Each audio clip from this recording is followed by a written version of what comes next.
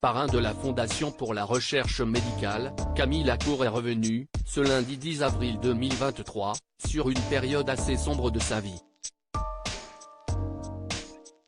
Après les Jeux Olympiques de Londres, en 2012, le nageur a souffert d'un terrible burn-out.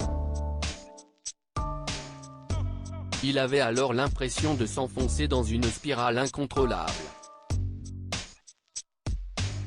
Camille Lacour évoque son burn-out. Quintuple champion du monde, 9 fois médaillé aux championnats du monde, quintuple champion d'Europe, le palmarès de Camille Lacour est incroyable.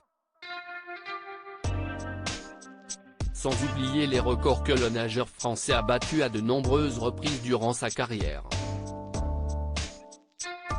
Mais une carrière n'est jamais linéaire. Et il en sait quelque chose. En effet, au sommet de son art en 2011, il espérait pour décrocher une médaille aux Jeux Olympiques de Londres, l'année suivante. Malheureusement, tout ne va pas se passer comme prévu. En effet, il va terminer à la pire des places, la 4e. Une place qu'il a eu du mal à surmonter. De retour de Londres, Camille Lacour a peu à peu sombré dans la dépression. La défaite a été insupportable pour le nageur. En effet, en ratant l'objectif de sa vie, il s'est demandé s'il n'avait pas fait des sacrifices pour rien.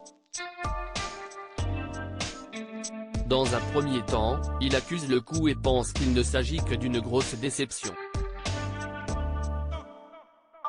Mais, avec du recul, le nageur admet désormais qu'il a en réalité souffert d'un burn-out. Durant cette période, le champion avait l'impression de tomber incessamment, comme il l'a confié dans l'émission C'est à vous, un matin, on ne se lève pas.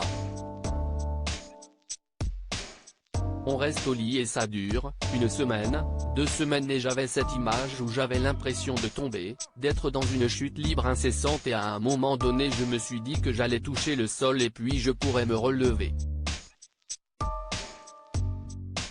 Il est sorti de son burn-out grâce à sa fille. À force de sombrer dans le burn-out, Camille Lacour a eu besoin d'un électrochoc que lui seul pouvait se donner. Et justement, il a décidé de se fixer, chaque jour, de nouveaux objectifs. Se raser la barbe, aller se doucher ou encore avoir des horaires de repas fixes. Heureusement, le sportif a rapidement retrouvé goût à la vie et à ses plaisirs. En effet, quelques mois après son échec aux Jeux de Londres, lui et son épouse de l'époque, Valérie Beg, ont accueilli leur fille, Jazz. S'il a décidé de parler publiquement de sa santé mentale, c'est aussi pour lever le tabou qui entoure toujours ce sujet en France, notamment dans le sport de haut niveau où les athlètes sont nombreux à souffrir psychologiquement. S'il ne rejette pas spécialement la faute sur sa carrière de sportif de haut niveau, il parle tout de même de stress.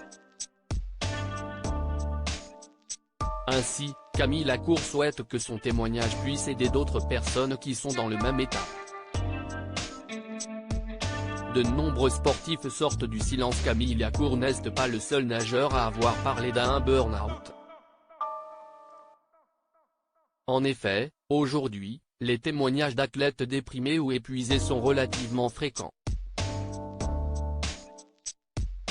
Par exemple, Michael Phelps, l'ancien nageur américain multimédaillé olympique, a confié avoir souffert de dépression après chaque compétition olympique à laquelle il a participé.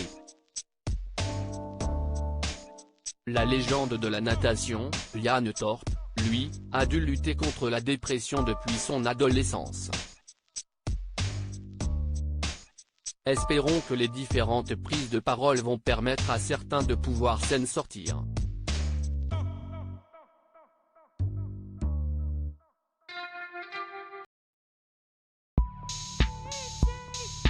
So do your thing with all the lights on. give day a chance. You can just keep